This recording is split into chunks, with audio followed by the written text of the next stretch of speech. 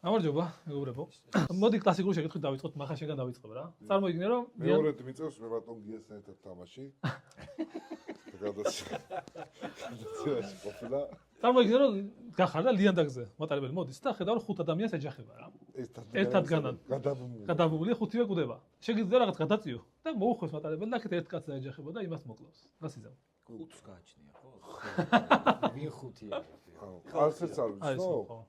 მაშინ აუცილებლად 5 კაცს არ შეიძლება? არა, გადაული შოუსთვის მაინტერესებს.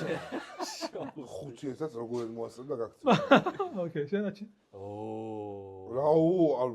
არა, მე 5-ს გადაული, იმიტომ რომ არ შევეხები პროსტა. ანუ რაღაც არის ბედიღბალს მიენდო. გავიხედები რა.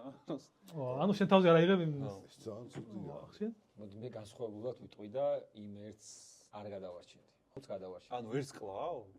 5-ის მოკლას ეგ არა, 5 კვდება და ერთს შენ კლავ. ხო, ნუ ხო. გასაგებია, მაგრამ მაგ იმას გადავწევ თუ არ გადავწევ, მე ყოველგვარი ჩიმკვლელი ვარ. თუ არ გადავწევ 5 კაცის ყოლობას. ეხა დამოფიქრე. მაშინ შევცვალე ჩემი. მაგ ლოგიკით